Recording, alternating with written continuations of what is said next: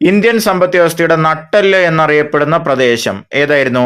ഉത്തര മഹാസമതലം. ഉത്തര മഹാസമതലം. നമ്മൾ ആദ്യം ഉത്തരങ്ങൾ പറഞ്ഞു പോവും, പിന്നെ അതിന്റെ എക്സ്പ്ലനേഷൻ പറഞ്ഞു പോവും. ഇപ്പൊ ശ്രദ്ധിക്കുക.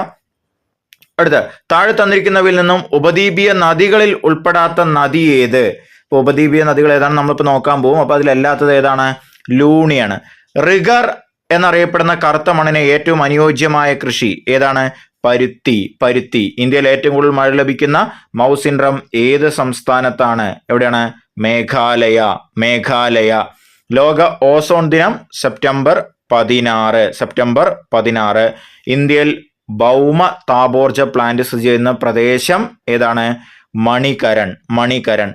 ഇനി ശ്രദ്ധിക്കുക. അപ്പൊ നമ്മൾ അതിന്റെ എക്സ്പ്ലനേഷൻ നോക്കാൻ പോവാണ്. അപ്പൊ അതുമായി ബന്ധപ്പെട്ട ബാക്കിയുള്ള ഫാക്ട്സ് നമ്മൾ നോക്കാൻ പോവാണ്. ഇതിൽ നിങ്ങൾ ആദ്യം പഠിക്കേണ്ട ഇന്ത്യയുടെ സ്ഥാനം ഏതാണെന്ന് നിർബന്ധമായിട്ടും പഠിക്കണം. ഇന്ത്യയുടെ സ്ഥാനം 8 ഡിഗ്രി 4 മിനിറ്റ് വടക്ക് മുതൽ 37 ഡിഗ്രി 6 മിനിറ്റ് വടക്ക് വരെയാണ്. 8 ഡിഗ്രി 4 മിനിറ്റ് വടക്ക് മുതൽ 37 ഡിഗ്രി 6 മിനിറ്റ് വടക്ക് വരെ. അതേപോലെ തന്നെ രേഖാംശം എത്രയാണ്? 68 ഡിഗ്രി 7 മിനിറ്റ് കിഴക്ക് മുതൽ 68 ഡിഗ്രി 7 മിനിറ്റ് കിഴക്ക് മുതൽ 97 ഡിഗ്രി 25 മിനിറ്റ് കിഴക്ക് വരെയാണ്. കിഴക്ക് വരെയാണ്. അപ്പൊ ഇന്ത്യയുടെ അക്ഷാംശ സ്ഥാനവും രേഖാംശ സ്ഥാനവും നോക്കി വയ്ക്കുക. അതിന്റെ വ്യാപ്തി ചോദിച്ചിട്ടുണ്ട്. ഏകദേശം 30 ഡിഗ്രിയാണ്. ഇനി ഇന്ത്യൻ ഉപദ്വീപ് എന്ന് പറയുമ്പോൾ എന്താണ്? 3 വശവും വെള്ളത്താൽ ചുറ്റപ്പെട്ട് കിടക്കുന്ന സംഭവമാണ് ഉപദ്വീപ്. 4 വശമാണെങ്കിൽ അതിന് ദ്വീപ് എന്ന് പറയും. ഇന്ത്യൻ ഉപദ്വീപിന്റെ ആകൃതി എന്താണ്? ത്രികോണ ആകൃതിയാണ്. ത്രികോണ ആകൃതിയാണ്. ഇനി ഒരുപാട് കാര്യങ്ങൾ നമ്മൾ ഉപദ്വീപീയ നദികൾ, ഹിമാലയൻ നദികൾ, അതിനെക്കുറിച്ചൊക്കെ പറയും. അതിനു മുമ്പ് നമുക്ക് അടുത്ത ഒരു സെറ്റ്, ആകെ 4 ക്വസ്റ്റ്യൻ ഉള്ളത്, കംപ്ലീറ്റ് ചെയ്തിട്ട് അങ്ങോട്ട് പോവാം. ഇന്ത്യയിൽ ജനസാന്ദ്രത ഏറ്റവും കുറവുള്ള സംസ്ഥാനം ഏതായിരുന്നു? അരുണാചൽ പ്രദേശ്. ഇനി അടുത്തത് ശ്രീനഗർ കാർഗിൽ മേഖലകളെ ബന്ധിപ്പിക്കുന്ന ചുരം ഏതാണ്? സോജില. സോജില. അടുത്ത ജൂൺ മുതൽ നവംബർ വരെ കൃഷി ചെയ്യുന്ന കാർഷിക കാലം, അതായത് മഴക്കാലത്ത് അല്ലെ, ഏതാണ്? ഖാരിഫ്. ബ്രഹ്മപുത്ര നദിയിൽ സാധിയ മുതൽ ധൂബ്രി വരെ നീണ്ടുകിടക്കുന്ന ജലപാത NW2. അപ്പൊ ഏകദേശം നമ്മൾ 10 ക്വസ്റ്റ്യന്റെ ആൻസർ ആണ് ഇപ്പൊ പറഞ്ഞത്. ഏകദേശം അല്ല, കൃത്യമായിട്ട് 10 ക്വസ്റ്റ്യന്റെ ആൻസർ ആണ് പറഞ്ഞത്. ഇനി ഇതിന്റെ എക്സ്പ്ലനേഷൻസും ബാക്കിയുള്ള കാര്യങ്ങളും നോക്കാൻ പോകണം. ശ്രദ്ധിക്കുക. അപ്പൊ നമ്മൾ ഇത് പറഞ്ഞു കഴിഞ്ഞു. ഇനി നോക്കുക. ഹിമാദ്രി. ഹിമാദ്രിനെ കുറിച്ച് ചോദിക്കും. ഹിമാദ്രി, ഹിമാചൽ, സിവാലിക്.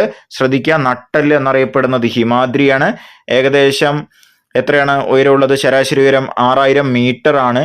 വളരെ പ്രധാനപ്പെട്ട ഉയരം കൂടിയ കാഞ്ചൻജംഗ, നന്ദാദേവി ഇതെല്ലാം ഇവിടെ തന്നെയാണ്. ഹിമാചൽ എന്ന് പറയുമ്പോൾ 3000 മീറ്റർ ആണ് ഉയരം. ഷിംല, ഡാർജിലിംഗ് തുടങ്ങിയ സുഖവാസ കേന്ദ്രങ്ങളാണ് ഇവിടെ കാണപ്പെടുക. സിവാലിക് പറയുമ്പോൾ ഏറ്റവും തെക്ക് വശത്താണ്. ശരാശരി ഉയരം എത്രയാണ്? 1220 മീറ്റർ ആയിരുന്നു. ഡൂണുകൾ കാണപ്പെടും. ഡൂണുകൾ കാണപ്പെടും. ഇത് വളരെ ഇമ്പോർട്ടൻ്റ് ആണ്. ഇത് പഠിച്ചു വെക്കുക. അതേപോലെ തന്നെ ചുരങ്ങൾ. ശ്രദ്ധിക്കുക. പർവ്വതനിരകൾ മുറിച്ചു കടക്കാൻ സഹായകമായ സ്വാഭാവിക മലയിടുക്കുകളാണ് എന്ത്? ചുരങ്ങൾ. അപ്പൊ ഏതൊക്കെയാണ് ചുരങ്ങൾ? ശ്രദ്ധിക്കുക. ഇത് മാത്രം ഒന്ന് പഠിക്കുക. ലിപ്പു ലേക്ക്. ലിപ്പു ലേക്ക് ഉത്തരാഖണ്ഡ്, ടിബറ്റ്. ലിപ്പു ലേക്ക് ഏതാണ്? ഉത്തരാഖണ്ഡ്, ടിബറ്റ്. അടുത്ത ഷിപ്കില, ഹിമാചൽ പ്രദേശ്, ടിബറ്റ്. ഹിമാചൽ പ്രദേശ്, ടിബറ്റ്. സോജില, ശ്രീനഗർ, കാർഗിൽ. നമ്മളിപ്പോ പറഞ്ഞത് ശ്രീനഗർ, കാർഗിൽ. നാഥുല, സിക്കിം, ടിബറ്റ്. സിക്കിം, ടിബറ്റ്. അപ്പൊ ഒന്നുകൂടെ പറയാ, ശ്രദ്ധിക്കുക. ലിപ്പു ലേക്ക് ഉത്തരാഖണ്ഡും ടിബറ്റും തമ്മിലാണ്. ഷിപ്കില ഹിമാചൽ പ്രദേശത്ത് നിന്ന് ടിബറ്റിലേക്ക് പോകാനുള്ള മാർഗമാണ്. നാഥുല സിക്കിമിൽ നിന്ന് ടിബറ്റിലേക്കാണ്. അപ്പോൾ ടിബറ്റിലേക്കുള്ളത് നമ്മൾ ആദ്യം നോക്കി. ലിപ്പുലേക്ക് ഉത്തരാഖണ്ഡ്. ലിപ്പുലേക്ക് ഉത്തരാഖണ്ഡ്. ശ്രദ്ധിക്കുക. ലിപ്പുലേക്ക് ഉത്തരാഖണ്ഡ്. ലിപ്പുലേക്ക് ഉത്തരാഖണ്ഡ്. ലിപ്പുലേക്ക് ഉത്തരാഖണ്ഡ്. ഷിപ്കില. ഷിപ്കില. ഷിപ്കില എന്തായിരുന്നു? ഹിമാചൽ പ്രദേശ്. ഹിമാചൽ പ്രദേശ്. നാഥുല. നാഥുല. നാഥുല ഏതാണ്? സിക്കിം. സിക്കിം. അപ്പോൾ LUSHNS. LUSHNS. ലിപ്പുലേക്ക്, ലിപ്പുലേക്ക്, ഷിപ്കില, നാഥുല. നാഥുല. സോജില ഏതായിരുന്നു? ശ്രീനഗർ, കാർഗിൽ. ഇത് വളരെ ഇമ്പോർട്ടൻ്റ് ആണ്. നിർബന്ധമായിട്ടും പഠിക്കുക. അടുത്ത് നമ്മൾ പറഞ്ഞിട്ടുണ്ടായിരുന്നു താഴെ തന്നിരിക്കുന്നവയിൽ ഉപദ്വീപീയ നദിയിൽ ഉൾപ്പെടാത്തത് ഏതാ? നമ്മൾ ലൂണി എന്നാണ് എഴുതി വെച്ചിട്ടുണ്ടായിരുന്നു അല്ലെ. അപ്പൊ ഉപദ്വീപീയ നദികൾ എന്ന് പറയുമ്പോൾ ശ്രദ്ധിക്കുക. മഹാനദി മൈക്കലേല പർവ്വതനിരകളിൽ നിന്ന് ഉത്ഭവിക്കുന്നു. 875 കിലോമീറ്റർ. ഇബ്, ടെല്ല് പോഷക നദികൾ. ഗോദാവരി പശ്ചിമഘട്ടം മഹാരാഷ്ട്രയിലെ നാസിക് ജില്ലയിൽ നിന്ന് ഉത്ഭവിക്കുന്നു. 1465 കിലോമീറ്റർ. ഇന്ദ്രാവതി, ശബരി. കൃഷ്ണ പശ്ചിമഘട്ടം മഹാബലേശ്വർ കുന്നുകൾ 1400 കിലോമീറ്റർ. ഭീമ, തുംഗഭദ്ര പോഷക നദികൾ.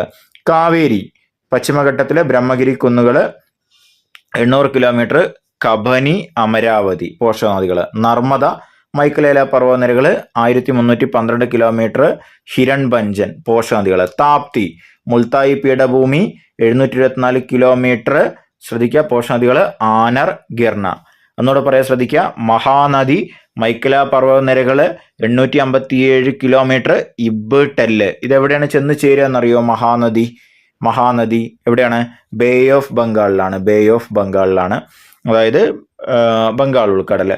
ഇനി ഗോദാവരി പശ്ചിമഘട്ടം മഹാരാഷ്ട്രയിലെ നാസിക് ജില്ലയിൽ നിന്ന് 1465 ഏറ്റവും നീളം കൂടിയ ഉപദ്വീപീയ നദിയാണ് ഏത്? ഗോദാവരി. ഇതും ബേ ഓഫ് ബംഗാളിലാണ് ചെന്ന് ചേരുക.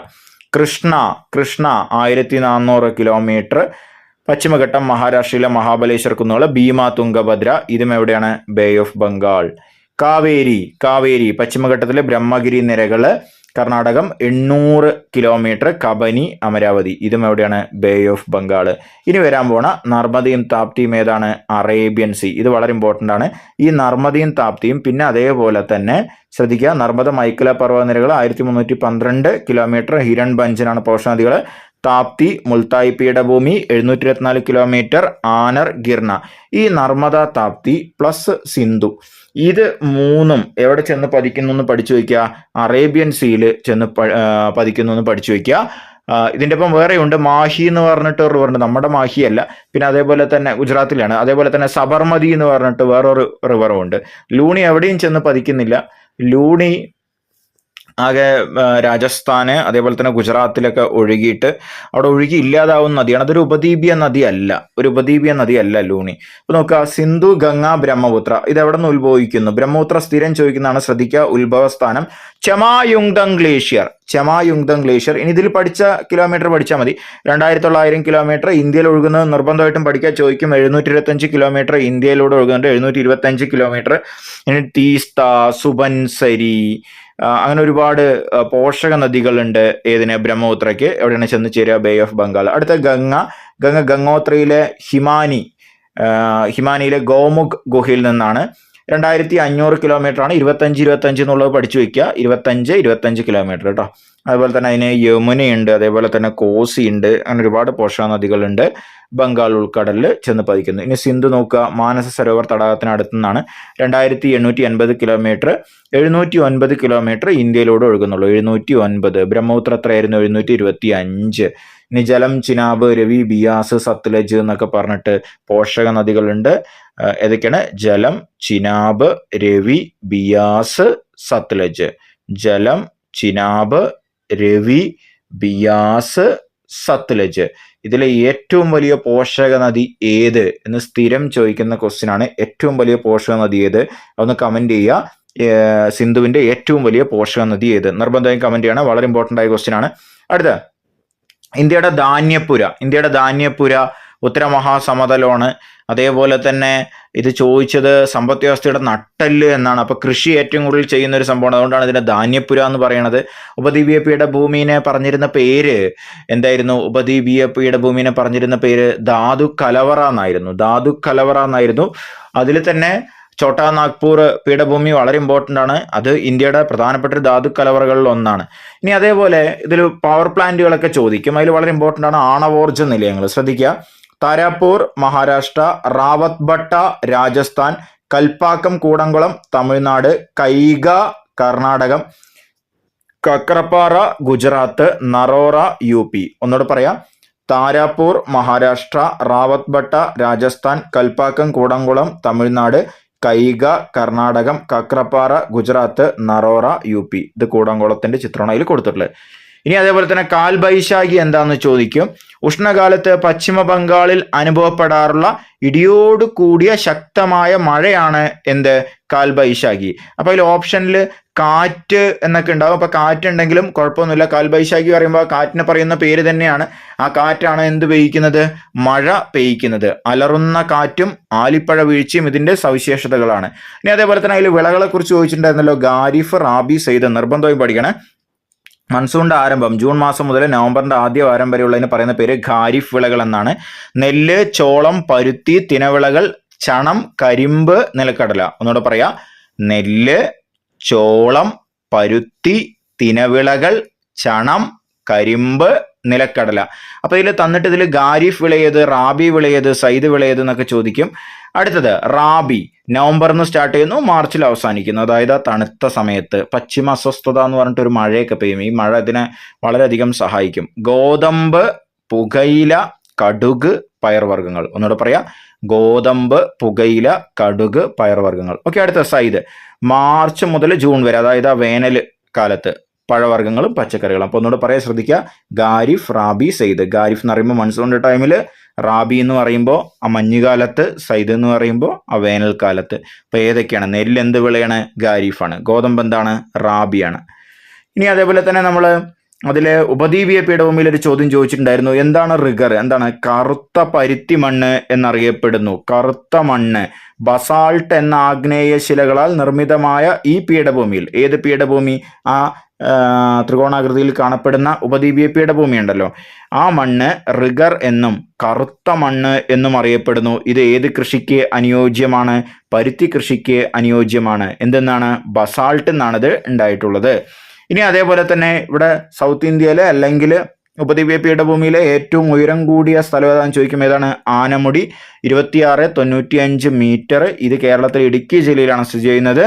വിവിധ തരം ധാതുക്കളുടെ ഒട്ടനവധി നിക്ഷേപങ്ങൾ ഉപദ്വീപീയ പീഠഭൂമിയിലുള്ളതിനാൽ ഇതിനെ ധാതുക്കളുടെ കലവറ എന്ന് പറയുന്നു. എന്താണ്? ധാതുക്കളുടെ കലവറ. ഇതിന്റെ വിസ്തൃതി ഏകദേശം എത്രയാണ്? 15 ലക്ഷം ചതുരശ്ര കിലോമീറ്റർ. 15 ലക്ഷം ചതുരശ്ര കിലോമീറ്റർ. ഇതിന്റെ പടിഞ്ഞാറ് ഭാഗത്ത് പശ്ചിമഘട്ടം, കിഴക്ക് ഭാഗത്ത് പൂർവ്വഘട്ടം. അടുത്ത അതിൽ നമ്മൾ ജനസാന്ദ്രത കുറഞ്ഞത് എന്ന് പറഞ്ഞിട്ട് അരുണാചൽ പ്രദേശ് പഠിച്ചിട്ടുണ്ടായിരുന്നല്ലോ. അപ്പോൾ ജനസാന്ദ്രത കൂടിയത് അതൊക്കെ അറിയണം. ഏറ്റവും വലിയ സംസ്ഥാനം ഏതായിരുന്നു? രാജസ്ഥാൻ അല്ലേ. ഏറ്റവും ചെറുത് ഏതാണ്? ഗോവ. ജനസംഖ്യ കൂടിയത് ഏതായിരുന്നു? ജനസംഖ്യ കൂടിയത് UP. പാകിസ്ഥാനിലേക്കാളും ജനസംഖ്യ ഉണ്ട് UP കേട്ടോ.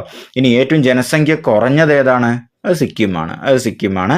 അതേപോലെ തന്നെ ജനസാന്ദ്രത കൂടിയത് ശ്രദ്ധിക്കുക, ജനസാന്ദ്രത ഏറ്റവും കൂടുതൽ ഡൽഹി, അത് കഴിഞ്ഞാൽ ചണ്ഡീഗഡ്, അത് കഴിഞ്ഞാൽ ദാദ്ര നാഗർ ഹവേലി ആൻഡ് ദാമൻ ആൻഡ് ദിയു, അത് കഴിഞ്ഞാൽ പുതുച്ചേരി, അത് കഴിഞ്ഞാൽ ലക്ഷദ്വീപ്. ഇതെല്ലാം എന്തായിരുന്നു?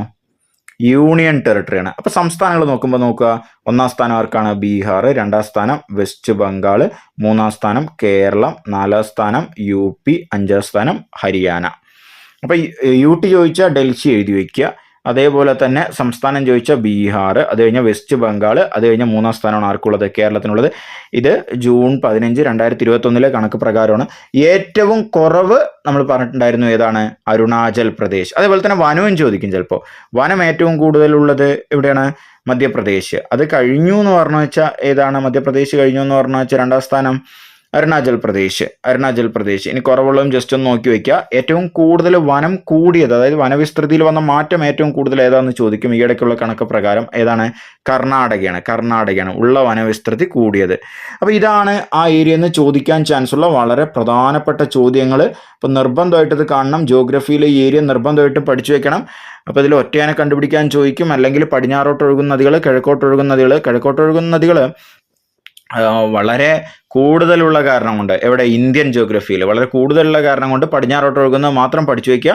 നർമ്മദ, താപ്തി, സിന്ധു, മാഹി, സബർമതി ഇങ്ങനെയുള്ള നദികൾ. ഇതിൽ മാഹി മേലെയുള്ള നോർത്തിലുള്ള മാഹിയാണെന്ന് ഓർത്തു വെക്കണം. ലൂണി ഇതിൽ ഏതിലും പെടില്ല, അത് ഒഴുകി ഇല്ലാതാവുന്നു എന്നും പഠിച്ചു വയ്ക്കുക. പിന്നെ ഈ കിലോമീറ്റർ എത്ര ഒഴുകുന്നുണ്ട്, പിന്നെ അതുപോലെ തന്നെ ഹിമാദ്രി, ഹിമാചൽ, സിവാലിക്, അതിൻ്റെ പ്രത്യേകതകൾ, അതായത് ഇന്ത്യയുടെ ഹിമാലയത്തിൻ്റെ നട്ടെല്ലാണ് ഹിമാദ്രി. അതേപോലെ തന്നെ നമ്മൾ അതിൻ്റെ അക്ഷാംശവും രേഖാംശവും ഒക്കെ പറഞ്ഞിട്ടുണ്ടായിരുന്നു. അത് നിർബന്ധമായിട്ടും പഠിച്ചു വയ്ക്കുക. അപ്പോൾ നമ്മൾ അതാണ് ഇന്ത്യൻ ജിയോഗ്രഫിയിൽ നോക്കുന്നത്. ഇനി അടുത്ത ഇനി കേരളത്തെക്കുറിച്ചാണ് നമ്മൾ നോക്കുന്നത്. പ്രാചീന മലയാളം എന്ന കൃതിയുടെ രചയിതാവ് ആരാണ്? ചട്ടമ്പി സ്വാമികൾ. പ്രാചീന മലയാളം വേദാധികാര നിരൂപണം. പ്രാചീന മലയാളത്തിൽ പറഞ്ഞത് പരശുരാമൻ മഴുവേറിനിട്ട് കേരളം ഉണ്ടായി, ആ കേരളം നേരെ ബ്രാഹ്മണർക്ക് കൊടുത്തു എന്നുള്ളത് അതിനെ ഖണ്ഡിക്കുന്ന ഒരു പുസ്തകമാണ് ഏത്? പ്രാചീന മലയാളം. ഇനി അതേപോലെ തന്നെ വേദാധികാര നിരൂപണം, അതായത് ശൂദ്രന്മാർക്കും വേദം പഠിക്കാം എന്നുള്ളതാണ് വേദാധികാര നിരൂപണം. അതുപോലെ തന്നെ ആദിഭാഷയുണ്ട്, അതായത് തമിഴാണ്. മലയാളത്തിൻ്റെ മാതാവ് എന്ന് പറയുന്ന ഒരു കൃതിയാണ് ഏത്? ആദിഭാഷ. അതേപോലെ തന്നെ മോക്ഷപ്രദീപം എന്ന് പറഞ്ഞിട്ട് ഒരു കൃതി ബ്രഹ്മാനന്ദ ശിവയോഗി എഴുതിയിട്ടുണ്ടായിരുന്നു. അതിന് ഓപ്പോസിറ്റ് എഴുതിയ ഒരു കൃതിയായിരുന്നു ചട്ടമ്പി സ്വാമികൾ മോക്ഷപ്രദീപ ഖണ്ഡനം. മോക്ഷപ്രദീപം എഴുതിയത് ആരാണ്? ബ്രഹ്മാനന്ദ ശിവയോഗി. ഇനി അതേപോലെ വേറൊരു ക്വസ്റ്റ്യൻ കൂടി ചോദിക്കും. ക്രിസ്തുമത ഛേദനം എഴുതിയത് ആരാണ്? ചട്ടമ്പി സ്വാമികളാണ്. കാഷായം ധരിക്കാത്ത സന്യാസി ചട്ടമ്പി സ്വാമികൾ. ഇനി ഇതിന്റെ എക്സ്പ്ലനേഷൻ നമ്മൾ കുറച്ച് കഴിഞ്ഞാൽ നടന്നു നോക്കിയ പോലെ നോക്കും. ശ്രദ്ധിക്കുക. വസ്ത്രധാരണ രീതിയിലുള്ള നിയന്ത്രണങ്ങൾക്കെതിരെ കല്ലുമാല സമരം സംഘടിപ്പിച്ച സാമൂഹ്യ പരിഷ്കർത്താവ് ആരാണ്? അയ്യങ്കാളി. നോക്കുക. പെരിനാട് ലഹള 1915 പെരിനാട്, കൊല്ലം പെരിനാട് ഇത് സ്റ്റാർട്ട് ചെയ്യാണ്. അതിന്റെ ഭാഗമായിട്ടാണ് കല്ലുമാല, അതായത് നമ്മൾ വസ്ത്രം ധരിക്കുന്നതിന് പകരം, മേൽമുണ്ട് ധരിക്കുന്നതിന് പകരം കുപ്പിച്ചില്ലുകളും കല്ലുമാലകളും ധരിക്കണമെന്ന് പറഞ്ഞിട്ടൊരു ഇതുണ്ടായിരുന്നു. അപ്പോൾ ഗോപാലദാസൻ എന്ന് പറഞ്ഞിട്ടൊരു വ്യക്തിയുടെ നേതൃത്വത്തിൽ അവിടെ ഒരു സമ്മേളനം നടത്തി അധ്യക്ഷനായിട്ട്. അത് പിന്നീട് ഒരു ലഹളയിലേക്ക് നയിച്ചു. 90-ാം ആണ്ട് ലഹള എന്നൊക്കെ അറിയപ്പെടും. 1990 1990 AD അല്ല, കൊല്ലവർഷം 1990 നടന്ന കാരണം കൊണ്ട്, 1090 നടന്ന കാരണം കൊണ്ട് അതിനെ എന്തും കൂടി പറയും, 90-ാം ആണ്ട് ലഹള എന്നും കൂടി പറയും. അടുത്ത 1936 ഇലക്ട്രിസിറ്റി സമരം സംഘടിപ്പിക്കപ്പെട്ട സ്ഥലമാണ് ചോദിച്ച്, നാട്ടുരാജ്യമല്ല ചോദിച്ചത്. ഏതാണ്? തൃശ്ശൂരാണ്. അടുത്ത അരുവിപ്പുറം പ്രതിഷ്ഠ നിങ്ങൾക്ക് അറിയാലോ, ഞാൻ കൂടുതൽ എക്സ്പ്ലെയിൻ ചെയ്യേണ്ട കാര്യമൊന്നുമില്ല. 1888 ശ്രീനാരായണ ഗുരു ശിവപ്രതിഷ്ഠ നടത്തിയത് അരുവിപ്പുറം. കേരളത്തിൽ ബ്രിട്ടീഷുകാരുടെ പ്രത്യക്ഷ ഭരണം, നേരിട്ട് ബ്രിട്ടീഷുകാർ ഭരിച്ചത് ഏതാണ്? മലബാറാണ്. തിരുവിതാംകൂറിലും കൊച്ചിയിലും രാജാവും ദിവാനൊക്കെ ഉണ്ടായിരുന്നു. അപ്പോൾ ഇവയെല്ലാം എന്നുള്ളതും വരില്ല. ഏതാണ്? മലബാറാണ്. അതായത് ആദ്യം അത് സാമൂതിരിയുടെ കയ്യിലായിരുന്നു, പിന്നീട് ടിപ്പുവിന്റെ കയ്യിലേക്ക് മാറി. ശ്രീരംഗപട്ടണം ഉടമ്പടി പ്രകാരം ടിപ്പു അത് ആർക്ക് കൊടുത്തു? ബ്രിട്ടീഷുകാർക്ക് കൊടുത്തു. ശ്രീരംഗപട്ടണം ഉടമ്പടി 1792 പ്രകാരം അത് ആർക്ക് കൊടുത്തു? ബ്രിട്ടീഷുകാർക്ക് കൊടുത്തു. അടുത്ത മലബാറിൽ 1930 ഉപ്പു സത്യാഗ്രഹത്തിന്റെ പ്രധാന കേന്ദ്രം, അത് പറയേണ്ട കാര്യം കൂടിയില്ല. ഏതാണ്? പയ്യന്നൂര്. അടുത്ത വൈക്കം സത്യാഗ്രഹത്തിന്റെ ഭാഗമായി തിരുവനന്തപുരത്തേക്ക് സവർണ ജാഥ നയിച്ചത് ആരാണ്? മന്നത്ത് പത്മനാഭൻ. നാഗർകോവിലിൽ നിന്ന് നയിച്ചത് ആരായിരുന്നു? നാഗർകോവിലിൽ നിന്ന് തിരുവനന്തപുരത്തേക്ക് നയിച്ചത് ME നായിഡു. മാനും മെന്നും അങ്ങനെയാണ് പഠിച്ചു വെക്കാൻ പറഞ്ഞു. മന്നത്ത് പത്മനാഭൻ കേരളത്തില്. ഇനി നാഗർകോവിലിൽ നിന്ന് ഇങ്ങോട്ട് നയിച്ചത് ആരാണ്? ME നായിഡു. MEN മാൻമെൻ. അടുത്ത മേൽമുണ്ട് സമരം ഏതാണ്? മേൽമുണ്ട് സമരം ചാന്നാർ ലഹള. അടുത്ത കൊച്ചി രാജ്യ പ്രജാമണ്ഡലത്തിന്റെ ആദ്യ പ്രസിഡന്റ്. അത് ഇതിലെ ഉത്തരം, നമ്മൾ ശരിയായ ഉത്തരം ഞാൻ പറഞ്ഞുതരാം. അപ്പൊ ആ ക്വസ്റ്റ്യൻ അവിടെ ഇരിക്കട്ടെ. 39 എന്നുള്ള ക്വസ്റ്റ്യൻ അവിടെ ഇരിക്കട്ടെ കേട്ടോ. അടുത്ത 1812 ആരംഭിച്ച കുറിച്യ കലാപത്തിന്റെ നേതാവ് ആരാണ്? രാമൻ നമ്പി. അപ്പൊ ഈ 10 ക്വസ്റ്റ്യൻ നമ്മൾ നോക്കിയത് ശ്രദ്ധിക്കുക, കേരള ഹിസ്റ്ററി എന്നുള്ള ഭാഗത്തിലാണ്. ഇനി ആ കേരള ഹിസ്റ്ററിയിൽ നിന്ന് എവിടെ നിന്നാണ് ഈ ചോദ്യങ്ങളൊക്കെ വന്നിട്ടുള്ളത്? ശ്രദ്ധിക്കുക, നോക്കുക. 1859 ജാക്കറ്റും മേൽമുണ്ടും ധരിക്കാനുള്ള അവകാശം ചാന്നാർ സ്ത്രീകൾക്ക് അനുവദിക്കാൻ ഉത്രം തിരുനാൾ മഹാരാജാവ് നിർബന്ധിതനാവുകയാണ് ചെയ്ത്. അല്ലാതെ അങ്ങനെ വളരെ സന്തോഷത്തോടു കൂടി കൊടുത്ത ഒരു അവകാശമൊന്നുമല്ല. 1859 എന്ത് ലഹളയായിരുന്നു? ചാന്നാർ ലഹള. അവരാണ് അതിന് ലഹള എന്ന് പേരിട്ട്. ശരിക്കും ഇതൊരു സമരമാണ്, അതിന് ലഹള എന്ന് അവർ പേരിട്ടു. നോക്കുക, ഇനി അവിടെ താഴെ തന്നെ കൊടുത്തിട്ടുണ്ട്. 1858 ശ്രീനാരായണ ഗുരു അരുവിപ്പുറത്ത് നടത്തിയ ശിവപ്രതിഷ്ഠ. അപ്പോൾ അരുവിപ്പുറം ശിവപ്രതിഷ്ഠ 1888. ഇനി അരുവിപ്പുറത്ത് എന്താണ് എഴുതി വെച്ചിട്ടുള്ളത് നോക്കുക. ജാതിഭേദം മതദ്വേഷം ഏതുമില്ലാതെ സർവരും സ്വാതരത്വേന വാഴുന്ന മാതൃകാസ്ഥാനമാണിത്. അതേപോലെ തന്നെ അതിന്റെ താഴെ എഴുതി വെച്ച് വളരെ ഇമ്പോർട്ടൻ്റ് ആണ്, അടുത്ത എക്സാമിന് ചോദിക്കാനുള്ള ചാൻസ് ഉണ്ട്. വിദ്യ കൊണ്ട് പ്രബുദ്ധരാവുക, സംഘടന കൊണ്ട് ശക്തരാവുക. അതേപോലെ തന്നെ അദ്ദേഹം വാദിക്കാനും ജയിക്കാനുമല്ല അറിയാനും അറിയിക്കാനുമാണ് എന്നാണ് ആലുവയിലെ സർവമത സമ്മേളനത്തിൽ പറഞ്ഞത്. എന്താ പറഞ്ഞത്? വാദിക്കാനും ജയിക്കാനുമല്ല അറിയാനും അറിയിക്കാനും. ഇനി എൻ്റെ തൊട്ട് താഴെ തന്നെ ഈ പേജിൽ നിന്നാണ് മിക്കവാറും എല്ലാ ചോദ്യം എടുത്തിട്ടുള്ളത്. ശ്രദ്ധിക്കുക. 1924 വൈക്കം സത്യാഗ്രഹം നടന്നു. നേതാവ് പഠിച്ചു വയ്ക്കുക, അടുത്ത എക്സാമിന് ചോദിക്കും. TK മാധവൻ. മന്നത്ത് പത്മനാഭന്റെ നേതൃത്വത്തിൽ സവർണ ജാഥ സംഘടിപ്പിക്കപ്പെട്ടു. വളരെ ഇമ്പോർട്ടൻ്റ് ആണ്. അപ്പൊ ഇത് ഇത്തവണ ചോദിച്ചാൽ ചിലപ്പോൾ അടുത്ത തവണ ഗുരുവായൂർ സത്യാഗ്രഹം ആയിരിക്കും ചോദിക്കുക. ശ്രദ്ധിക്കുക, ഇതൊരു സഞ്ചാര സ്വാതന്ത്ര്യത്തിന് വേണ്ടിയിട്ടാണ് നടന്നത് കേട്ടോ. അതൊന്ന് നോട്ട് ചെയ്ത് വെക്കണം. അങ്ങനെയൊക്കെ ചോദിക്കും. സഞ്ചാര സ്വാതന്ത്ര്യമാണ് വൈക്കം സത്യാഗ്രഹം 1924. ഇനി നോക്കുക, ഗുരുവായൂർ സത്യാഗ്രഹം. എന്താണ് ഗുരുവായൂർ സത്യാഗ്രഹം? ഹിന്ദുക്കൾക്ക്, എല്ലാ ജാതിയിൽപ്പെട്ട ഹിന്ദുക്കൾക്കും ക്ഷേത്രത്തിൽ പ്രവേശനം അനുവദിക്കണം. 1931 കെ കേളപ്പനായിരുന്നു നേതാവ്. ആരാ നേതാവ്? നേതാവിന്റെ പേര് നിർബന്ധമായും പഠിക്കണം. കെ കേളപ്പൻ. AKG ആയിരുന്നു സമരത്തിന്റെ വളണ്ടിയർ ക്യാപ്റ്റൻ, AK ഗോപാലൻ. അതേപോലെ തന്നെ ക്രൂരമായിട്ട് മർദ്ദനമേറ്റത് ആർക്കാണ്? പി കൃഷ്ണപിള്ള. 1936 നവംബർ 12 തിരുവിതാംകൂറിൽ ക്ഷേത്രപ്രവേശന വിളംബരം പുറപ്പെടുവിച്ചു. ആരാണ്? ശ്രീ ചിത്തിര തിരുനാൾ ബാലരാമവർമ്മ. ശ്രീ ചിത്തിര തിരുനാൾ ബാലരാമവർമ്മ. ഈ പേജ് വളരെ ഇമ്പോർട്ടൻ്റ് ആണ്, നിർബന്ധമായിട്ട് ഇത് വായിക്കുക. ഇത് അതേപോലെ ചോദിക്കും, വളരെ വളരെ ഇമ്പോർട്ടൻ്റ് ആണ്. അടുത്ത നോക്കുക, അടുത്തൊരു പേജിൽ ഒരു കൊടുത്തിട്ടുണ്ടായിരുന്നു, ദിവാനായ ഷൺമുഖം ചെട്ടി വൈദ്യുതി വിതരണം സ്വകാര്യ കമ്പനിയെ ഏൽപ്പിച്ചു. തൃശ്ശൂരിലെ ഒരു സ്വകാര്യ കമ്പനിയെ ഏൽപ്പിച്ചപ്പോൾ അവിടെ കൊച്ചി രാജ്യത്തില് തൃശ്ശൂരിൽ നടന്ന, കൊച്ചി എന്ന് പറയുമ്പോൾ അതിൽ തൃശ്ശൂരൊക്കെ പെടും, തൃശ്ശൂരിൽ നടന്നതാണ് ഏത്? ഇലക്ട്രിസിറ്റി സമരം. ഇനി നോക്കുക, 1941 എസ് നീലകണ്ഠയ്യർ, VR കൃഷ്ണൻ എഴുത്തച്ഛൻ എന്നിവരുടെ നേതൃത്വത്തിൽ കൊച്ചി രാജ്യ പ്രജാമണ്ഡലം രൂപീകൃതമായതിനു ശേഷം സമരങ്ങൾ ശക്തിപ്പെട്ടു എന്നതിൽ പറയുന്നുണ്ട്. അപ്പൊ നോക്കുക, 1941 എസ് നീലകണ്ഠയ്യർ, VR കൃഷ്ണൻ എഴുത്തച്ഛൻ ഇവരാണ് എന്ത് സ്ഥാപിച്ചത്? കൊച്ചി രാജ്യ പ്രജാമണ്ഡലം. നമ്മൾ നേരത്തെ പറഞ്ഞ ചോദ്യത്തിന്റെ ഉത്തരം. ഇനി അവരത് സ്ഥാപിച്ചതിൽ പ്രസിഡന്റ് ആര് എന്നുള്ള സംഭവം നോക്കണം. നമ്മൾ ശ്രദ്ധിക്കുക, 1941 ഫെബ്രുവരി 9 തൃശ്ശൂരിൽ മണികണ്ഠൻ ആൽത്തറയിൽ വെച്ച് സംഘടന ഉദ്ഘാടനം ചെയ്തു കൊച്ചി രാജ്യ പ്രജാമണ്ഡലം. എസ് നീലകണ്ഠ അയ്യർ പ്രസിഡന്റും. അപ്പൊ അതിലത് ശരിക്കും കൊടുത്തിട്ടില്ല, പക്ഷെ അവര് VR കൃഷ്ണ എഴുത്തച്ഛൻ എന്ന് പറഞ്ഞിട്ടുള്ളത് എടുത്തു എന്നാണ് അതിൽ കണ്ടത്, ആൻസർ കീയിൽ കണ്ടത്. ശരിക്കും അതിന്റെ ഉത്തരം എസ് നീലകണ്ഠ അയ്യർ പ്രസിഡന്റും VR കൃഷ്ണൻ എഴുത്തച്ഛൻ സെക്രട്ടറിയുമായി തിരഞ്ഞെടുക്കപ്പെട്ടു. ഒന്നുകൂടെ പറയാ, എസ് നീലകണ്ഠ അയ്യർ പ്രസിഡന്റും VR കൃഷ്ണൻ എഴുത്തച്ഛൻ സെക്രട്ടറിയുമായി തിരഞ്ഞെടുക്കപ്പെട്ടു. അപ്പോൾ കൊച്ചിയില്, അതായത് തൃശ്ശൂരില് നടന്നത്. ഇനി അതേപോലെ തന്നെ വേറൊരു ഇത് എടുത്തിട്ടുള്ളത് ഈ ഒരു ഭാഗത്ത് നിന്നാണ് എടുത്തിട്ടുള്ളത്. അത് നമുക്ക് സിമ്പിൾ ആയിട്ടുള്ള ഒരു ക്വസ്റ്റ്യൻ ആയിരുന്നു. 1956 നവംബർ 1 എന്ത് രൂപീകൃതമായി? കേരള സംസ്ഥാന രൂപീകൃതമായി. തിരുവിതാംകൂറിന്റെ ഭാഗമായ തോവാള, അഗസ്തീശ്വരം, കൽക്കുളം, വിളവങ്കോട് എന്നീ താലൂക്കുകൾ മദ്രാസി സംസ്ഥാനത്തിന് വിട്ടുകൊടുത്തു. അതേപോലെ തന്നെ തെക്കൻ കർണാടകത്തിന്റെ ഭാഗമായ കാസർഗോഡ്, തെക്കൻ കാനറയുടെ ഭാഗമായ കാസർഗോഡ്, ഹോസ്ദുർഗ് കേരളത്തോട് കൂട്ടിച്ചേർക്കപ്പെട്ടു. ഇനി ഈ പേജിൽ നിന്ന് ചോദ്യം ചോദിക്കാനുള്ള ചാൻസ് ഉണ്ട്.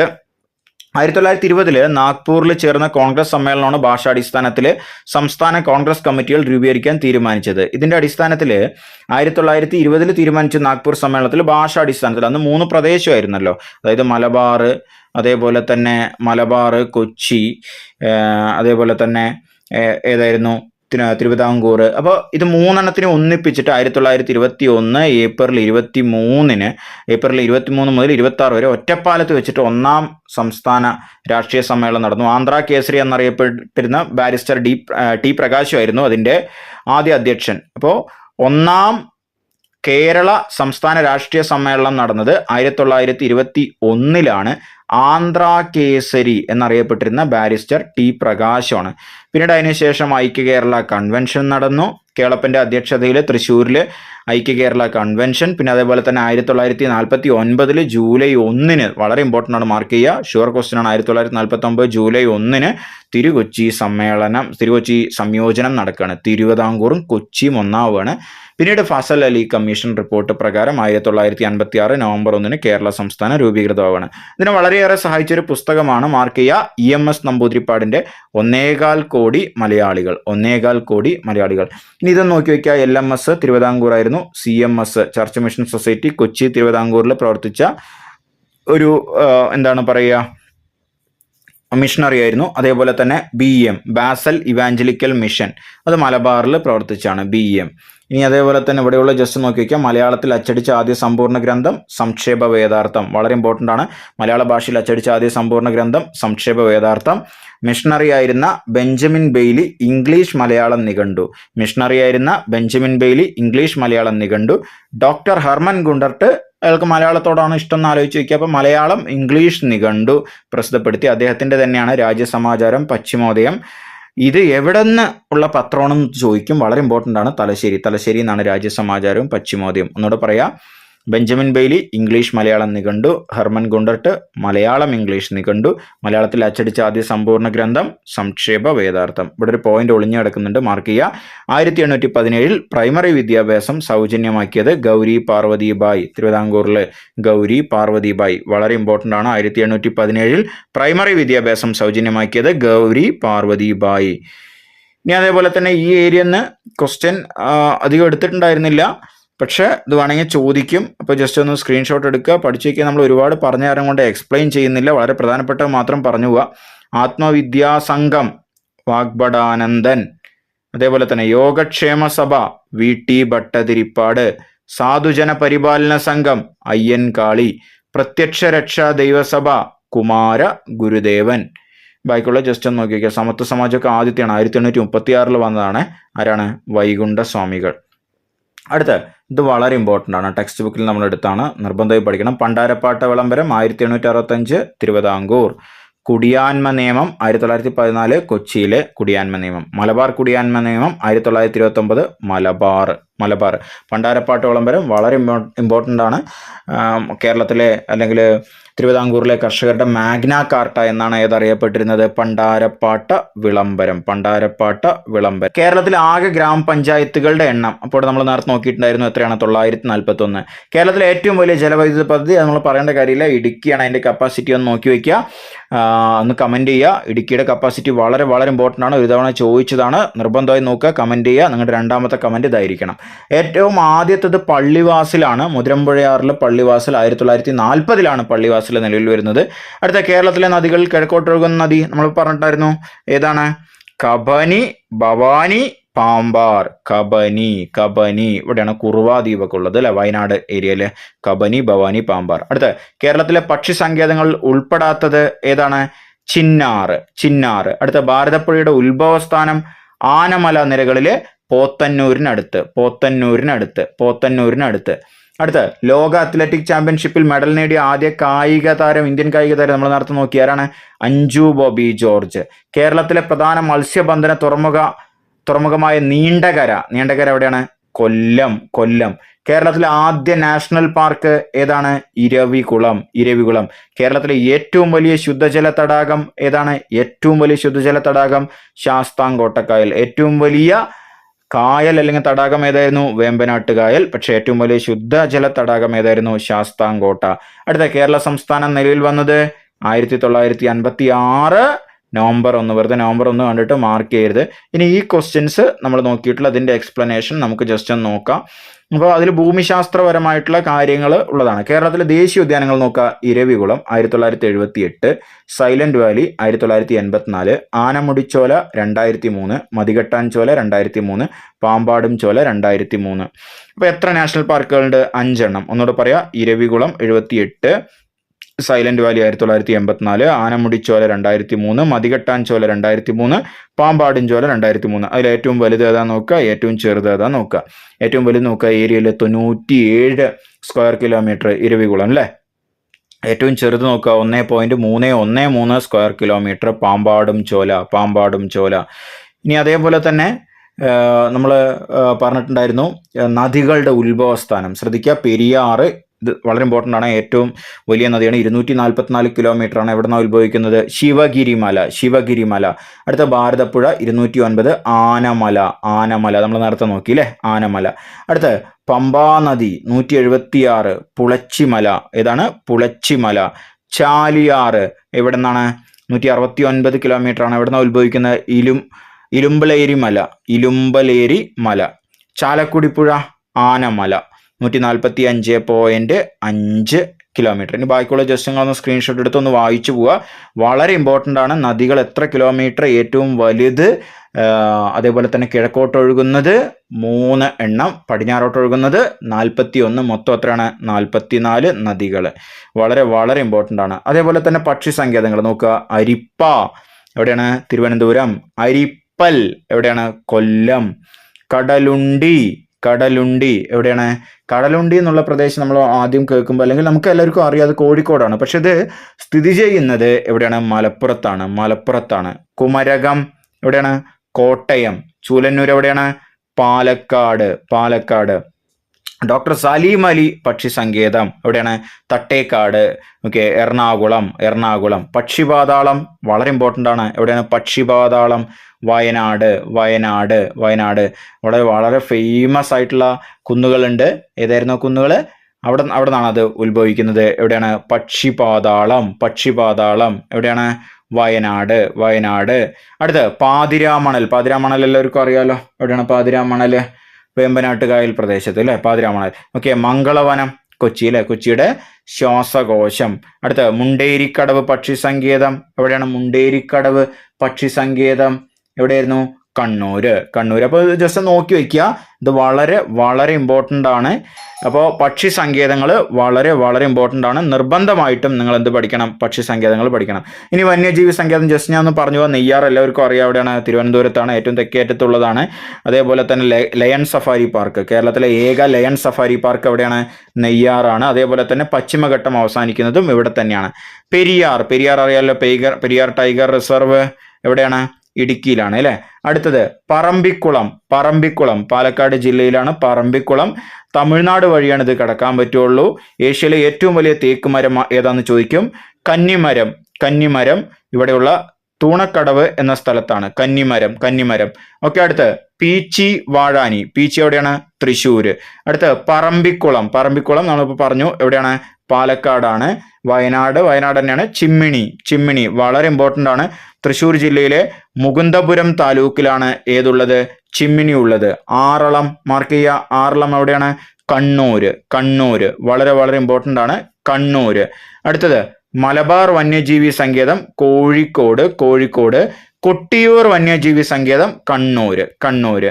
ശ്രദ്ധിക്കുക, കരിമ്പുഴയാണ് 18ാമത്തത്, ഏറ്റവും അവസാനമായി രൂപീകരിക്കപ്പെട്ടത് 2020 ജൂലൈ 3 നിർബന്ധമായിട്ട് ഇത് പഠിച്ചു വെക്കണം. കരിമ്പുഴ എവിടെയാണ്? മലപ്പുറം. ഇനി കുറിച്യ കലാപ സമയത്ത് അവിടുത്തെ നായകൻ ആരായിരുന്നു? രാമൻ നമ്പി. ഇന്ത്യൻ അസ്വസ്ഥതയുടെ പിതാവ് എന്നറിയപ്പെടുന്നത് ആരാണ്? ബാലഗംഗാധര തിലക്. ഒരു തിലക് എന്നൊക്കെ പറഞ്ഞ് കൊടുത്തിട്ടുണ്ട്, ബാലഗംഗാധര തിലക്. ഓക്കെ, അടുത്ത 1918 ഗാന്ധിജി തൊഴിലാളികൾക്ക് വേണ്ടി ഇടപെട്ടത് ഏത് സത്യാഗ്രഹത്തിലാണ്? അന്ന് 2 സത്യാഗ്രഹമുണ്ട്. ഒന്ന് തൊഴിലാളികൾക്ക് വേണ്ടിയിട്ടാണ്, വേറൊന്ന് കർഷകർക്ക് വേണ്ടിയിട്ടാണ്. അപ്പോൾ തൊഴിലാളികൾക്ക് വേണ്ടിയിട്ടുള്ളത് ഏതാണ് എന്നാണ് നമ്മൾ നോക്കേണ്ടത്. അപ്പോൾ ശ്രദ്ധിക്കുക, 1918 ഖേദയുണ്ട്, അതേപോലെ തന്നെ അഹമ്മദാബാദ് തുണിമിൽ സമരമാണ്. അതേപോലെ തന്നെ ഇന്ത്യൻ നാഷണൽ ആർമിയുടെ സ്ഥാപകൻ ആര്? അപ്പൊ അതില് ശരിക്കും ഉത്തരം ക്യാപ്റ്റൻ മോഹൻ സിംഗ് എന്നുള്ളതാണ്. പക്ഷെ ടെക്സ്റ്റ് ബുക്കിൽ കൊടുത്തതും PSC അംഗീകരിച്ചതും ഏതാണ്? റാഷ് ബിഹാരി ബോസ് എന്നുള്ളതാണ്. തേബാഗ സമരം, അതായത് 1/3 മാത്രം ഞങ്ങൾക്ക് ടാക്സ് കൊടുക്കാൻ പറ്റുള്ളൂ, 2/3 നിന്ന് 1/3 ടാക്സ് കുറയ്ക്കണം എന്ന് പറയുന്ന സമരമാണ് തേബാഗ സമരം. എവിടെയാണ് തേബാഗ സമരം? ബംഗാള്. അടുത്ത രാജാറാം മോഹൻ റോയ് ബംഗാളി ഭാഷയിൽ ആരംഭിച്ച ദിനപത്രം ആ പേരിൽ തന്നെയുണ്ട്. ഏതാണ്? സംവാദ് കൗമുദി, ബംഗാളി. അടുത്തത് കോൺഗ്രസിന്റെ അന്തിമ ലക്ഷ്യം പൂർണ്ണ സ്വരാജ് അല്ലെങ്കിൽ പൂർണ്ണ സ്വാതന്ത്ര്യമാണ് എന്ന് പ്രഖ്യാപിച്ചത്. അത് വളരെ സിമ്പിളാണ്. 1929 ലാഹോർ, രവി നദിയുടെ തീരത്തുള്ള ലാഹോർ സമ്മേളനം. അടുത്ത നാട്ടുരാജ്യങ്ങളുടെ സംയോജനത്തിൽ പട്ടേലിനും നെഹ്റുവിനൊപ്പം പ്രധാന പങ്ക് വഹിച്ചത് ആരാണ്? VP മേനോൻ. അടുത്ത ക്യാബിനറ്റ് മിഷന്റെ നിർദ്ദേശപ്രകാരം 1946 അപ്പൊ ക്യാബിനറ്റ് മിഷന്റെ നിർദ്ദേശപ്രകാരമാണ് 1946 ഭരണഘടനാ നിർമ്മാണ സമിതി രൂപീകരിച്ചത്. അതിന്റെ അധ്യക്ഷൻ ആരാണ്? ശ്രദ്ധിക്കുക, ആരാണ്? ഡോക്ടർ രാജേന്ദ്ര പ്രസാദ്. അടുത്ത ഇന്ത്യയിൽ ഭാഷാടിസ്ഥാനത്തിൽ രൂപീകരിക്കപ്പെട്ട ആദ്യ സംസ്ഥാനം ഏത്? ആന്ധ്ര എന്നുള്ളതാണ് ശരിയായ ഉത്തരം, പക്ഷെ അവര് ആന്ധ്രാപ്രദേശിൽ നിന്ന് കൊടുത്തിട്ടുണ്ട്. ആയിക്കോട്ടെ. അടുത്ത പ്രസിദ്ധമായ വന്ദേ മാതരം എന്ന ഗാനം അടങ്ങിയിട്ടുള്ള ആനന്ദമഠം എന്ന നോവൽ എഴുതിയതാര്? അപ്പൊ വന്ദേ മാതരം രചിച്ചതാര് എന്നുള്ളതാണ് ചോദ്യം. ഇൻഡയറക്റ്റ് ആയിട്ട് അങ്ങോട്ട് ചോദിച്ചു തന്നെ ഉള്ളൂ. ആരാണ്? ബങ്കിം ചന്ദ്ര ചാറ്റർജി അല്ലെങ്കിൽ ചതോപാധ്യായ. ബങ്കിം ചന്ദ്ര ചാറ്റർജി. വന്ദേ മാതരം. ജനഗണമനയാണെങ്കിലോ രവീന്ദ്രനാഥ ടാഗോർ. സാരേ ജഹാം സേ അച്ഛി ആണെങ്കിലോ മുഹമ്മദ് ഇക്ബാൽ. അതേപോലെ തന്നെ ദീനബന്ധു മിത്ര ഒരു നാടകമാണ് രചിച്ചിട്ടുണ്ടായിരുന്നത്. വളരെ ഒരുപാട് കൃതികളുണ്ട്. അദ്ദേഹത്തിന്റെ വളരെ ഫേമസ് ആയിട്ടുള്ള ഒരു നാടകമുണ്ട്. ഏതാണ്? നീൽ ദർപ്പൺ. അപ്പൊ അതാണ് നമ്മൾ നോക്കാൻ പോകുന്നത്. ശ്രദ്ധിക്കുക, ഇതിൽ പറയുന്നത് നാട്ടുരാജ്യങ്ങളുടെ സംയോജനം. അപ്പോൾ നാട്ടുരാജ്യങ്ങളുടെ സംയോജനത്തിന് സ്റ്റേറ്റ് ഡിപ്പാർട്ട്മെന്റ് എന്ന് പറഞ്ഞിട്ടൊരു ഇത് രൂപീകരിച്ചിട്ടുണ്ടായിരുന്നു. അതിന്റെ തലവൻ സർദാർ വല്ലഭായ് പട്ടേൽ ആയിരുന്നു. പക്ഷേ അതിന്റെ സെക്രട്ടറി ആരാണ്? VP മേനോൻ. സ്റ്റേറ്റ് ഡിപ്പാർട്ട്മെന്റിന്റെ സെക്രട്ടറി VP മേനോൻ. അദ്ദേഹത്തിന്റെ വളരെ ഫേമസ് ആയിട്ടുള്ള പുസ്തകങ്ങൾ transfer of power in India, integration of Indian state. Mark ചെയ്യുക, transfer of power in India, integration of Indian state. നാട്ടുരാജ്യ സംയോജനത്തിന് ഇന്ത്യയുടെ ഉരുക്കു മനുഷ്യനായ പട്ടേലിനെ സഹായിച്ചത് VP മേനോനാണ്. അദ്ദേഹം ഒഡീഷയിലെ ഗവർണറായി ചുമതലയേറ്റിട്ടുണ്ട്. ഈ സിനിമകളൊക്കെ ജസ്റ്റ് ഒന്ന് നോക്കി വെക്കുക. സിനിമയൊക്കെ ചോദിച്ചിട്ടുണ്ട്, അതൊക്കെ നമ്മൾ ഒരുപാട് എടുത്തു തരാറുണ്ട്, അത് പറയുന്നില്ല. അടുത്ത ഫ്രാൻസിന്റെ പ്രദേശങ്ങളെന്ന് അറിയപ്പെടുന്ന അല്ലെങ്കിൽ അവകാശപ്പെടുന്ന പോണ്ടിച്ചേരി, കാരക്കൽ, മാഹി, യാനം എന്നിവ 1954-ലും പോർച്ചുഗലിന്റെ പ്രദേശം ഗോവ, ദാമൻ ദിയു എന്നിവ 1961-ലും ഇന്ത്യൻ യൂണിയനിൽ കൂട്ടിച്ചേർക്കപ്പെട്ടു. വളരെ വളരെ ഇമ്പോർട്ടൻ്റ് ആണ്. ഇനി ഈ പേജ് വളരെ ഇമ്പോർട്ടൻ്റ് ആണ്. അടുത്ത പേജ് ശ്രദ്ധിക്കുക. ഇന്ത്യൻ രാഷ്ട്ര രൂപീകരണത്തിന്റെ അടിത്തറ ഇന്ത്യൻ ഭരണഘടനയാണ്. ക്യാബിനറ്റ് മിഷന്റെ നിർദ്ദേശപ്രകാരം 1946-ൽ ഡോക്ടർ രാജേന്ദ്ര പ്രസാദ്, അതാണ് അദ്ദേഹം നമ്മുടെ പ്രസിഡന്റായി മാറി അല്ലേ, ബീഹാർ ഗാന്ധി, ഡോക്ടർ രാജേന്ദ്ര പ്രസാദ് അധ്യക്ഷനായി ഭരണഘടനാ നിർമ്മാണ സഭ രൂപീകരിച്ചു. എഴുതി തയ്യാറാക്കാനായി അടുത്ത ചിലപ്പോൾ ചോദിക്കുക, ഡ്രാഫ്റ്റിംഗ് കമ്മിറ്റിയെ നിയമിച്ചു. ഡ്രാഫ്റ്റിംഗ് കമ്മിറ്റിയുടെ ചെയർമാൻ ആരാണ്? Doctor B R Ambedkar. 1949 November 26-ന് ഭരണഘടന എഴുതി പൂർത്തിയാക്കിയെങ്കിലും 1950 ജനുവരി 26-ന് ഇന്ത്യ സ്വതന്ത്ര റിപ്പബ്ലിക്കായി പ്രഖ്യാപിക്കപ്പെട്ടു. ഇന്ത്യൻ ഭരണഘടന നിലവിൽ വന്നു. അടുത്ത സ്വാതന്ത്ര്യാനന്തര ഇന്ത്യ നേരിട്ട മറ്റു പ്രധാനപ്പെട്ട പ്രശ്നം എന്തായിരുന്നു? ഇന്ത്യയിലെ പൊതു തെരഞ്ഞെടുപ്പായിരുന്നു. അപ്പോൾ ഡോക്ടർ സുകുമാർ സെൻ അധ്യക്ഷനായിട്ടുള്ള ഡോക്ടർ സുകുമാർ സെൻ ഇലക്ഷൻ കമ്മീഷനായിട്ട് വരികയാണ്. 1951-52 കാലയളവിൽ ഇന്ത്യയിലെ ആദ്യ പൊതു തെരഞ്ഞെടുപ്പ് നടത്തുകയാണ്. 1951-52, 51 അല്ല, 52 അല്ല, 51-52. ഈ പേജിൽ നിന്ന് അടുത്ത എക്സാമിന് ചോദ്യം ഉറപ്പാണ്, നിർബന്ധം പഠിക്കണം. അടുത്തത് ഇവിടെ നിന്നാണ് ആ ചോദ്യം എടുത്തത്. എന്താണ്? ഇന്ത്യൻ അസ്വസ്ഥതയുടെ പിതാവ് എന്ന് വിശേഷിപ്പിക്കപ്പെട്ട വ്യക്തി ആരായിരുന്നു? Balagangadhara Tilak. Valentine Chirol, British പത്രപ്രവർത്തകനും ചരിത്രകാരനുമായ വാലന്റൈൻ ഷിറോൾ ആണത് പറഞ്ഞത്. സ്വാതന്ത്ര്യം എന്റെ ജന്മാവകാശമാണ്, ഞാനത് നേടുക തന്നെ ചെയ്യും എന്നാണ് ആര് പറഞ്ഞിട്ടുള്ളത്? ബാലഗംഗാധര തിലകൻ പറഞ്ഞിട്ടുള്ളത്. ലാൽ ബാൽ പാൽ, ലാലാ ലജ്പത് റായ്, ബിപിൻ ചന്ദ്രപാൽ, അതേപോലെ തന്നെ ബാലഗംഗാധര തിലക്. ഈ 3 ആൾക്കാരിനെ കുറിച്ച് നിർബന്ധവും പഠിക്കണം. നോക്കുക, കപ്പലോട്ടിയ തമിഴൻ ആരാണ്? VO ചിദംബരം പിള്ളെ. ദേശീയ പ്രസ്ഥാനത്തിന്റെ നഴ്സറി ഏതാണ്? ബംഗാള്. 1905-ൽ കേഴ്സൺ പ്രഭു ബംഗാൾ വിഭജിച്ചു.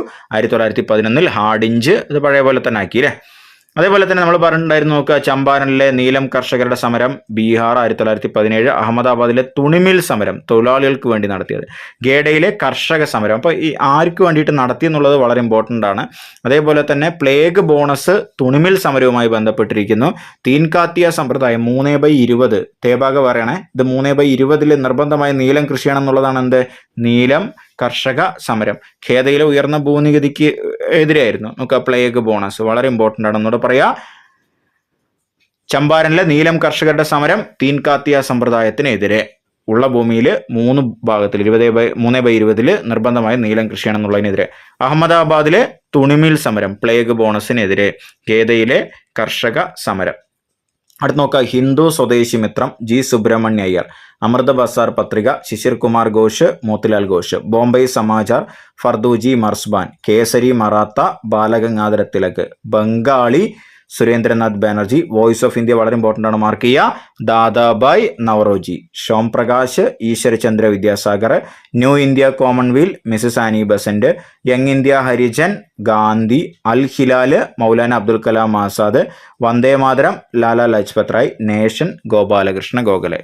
ഇത്രയേ ഉള്ളൂ. വളരെ ഇമ്പോർട്ടൻ്റ് ആണ്, സ്ക്രീൻഷോട്ട് എടുത്ത് വയ്ക്കുക, പഠിക്കുക. ഇതിൽ വളരെ ഇമ്പോർട്ടൻ്റ്, വോയിസ് ഓഫ് ഇന്ത്യ നിർബന്ധമായും പഠിക്കണം, ഷോം പ്രകാശ് നിർബന്ധമായും പഠിക്കണം, അൽ ഹിലാൽ നിർബന്ധമായും പഠിക്കണം. ഇവിടെ താഴെ നിന്നാണ് ഒരു ക്വസ്റ്റ്യൻ എടുത്തിട്ടുള്ളത്.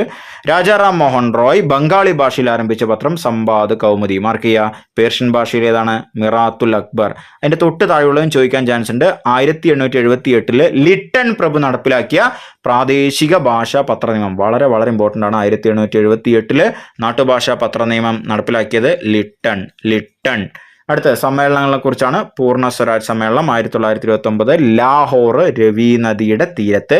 ഈ സമ്മേളനത്തിലാണ് നമുക്ക് സിവിൽ ഡിസൊബീഡിയൻസ് മൂവ്മെന്റ് കൊണ്ടുവരാം, സിവിൽ നിയമലംഘന സമരം കൊണ്ടുവരാം എന്ന് പ്രഖ്യാപിച്ചതും. വളരെ വളരെ ഇമ്പോർട്ടൻ്റ് ആണ്. അതേപോലെ തന്നെ സൊസൈറ്റികളെ കുറിച്ച് ചോദിച്ചിട്ടുണ്ടായിരുന്നു. അപ്പോൾ ഇതിൽ നമ്മൾ പറഞ്ഞതാണ് INA. നോക്കുക, അവിടെ മാർക്ക് ചെയ്യുക. റാഷ് ബിഹാരി ബോസ് രൂപീകരിച്ച INA എന്നാണ് ഇവിടെ കൊടുത്തിട്ടുള്ളത്. ബാക്കിയുള്ളവർ എന്തൊക്കെ രൂപീകരിച്ചു നോക്കാം. Abhinav Bharat Society VD Savarkar. അനുശീലൻ സമിതി ബരീന്ദ്രകുമാർ ഘോഷ്, പുലിൻ ബിഹാരി ദാസ്.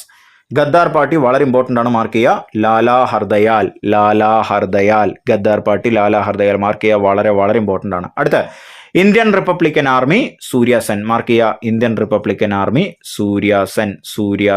സൂര്യാസെൻ. അടുത്ത ഇവിടെ കൊടുത്തിട്ടുണ്ട് 1934 Congress Socialist Party JP Jayaprakash Narayan.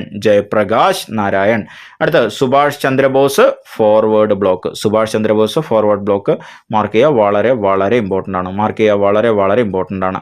അപ്പോൾ ഇത്രയേ ഉള്ളൂ ഏത് ഇന്ത്യൻ ഹിസ്റ്ററി. അപ്പോൾ നമ്മൾ Kerala history, Kerala geography, Indian history, Indian geography എത്രയാണ് 40 മാർക്കിൻ്റെ നമ്മൾ പഠിച്ചിട്ടുണ്ട്. അതുമായി അനുബന്ധമുള്ള കാര്യങ്ങളും പഠിച്ചിട്ടുണ്ട്.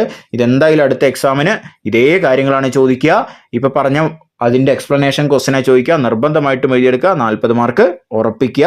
നമ്മുടെ 1ാമത്തെ പാർട്ടാണ്. 2ാമത്തെ പാർട്ട് വീഡിയോ ഇനി അധികം വൈകാതെ തന്നെ നമ്മൾ അപ്ലോഡ് ചെയ്യുന്നതായിരിക്കും. അപ്പോൾ എല്ലാവരും എഴുതിയെടുക്കുക. എല്ലാവർക്കും ഓൾ ദ ബെസ്റ്റ്.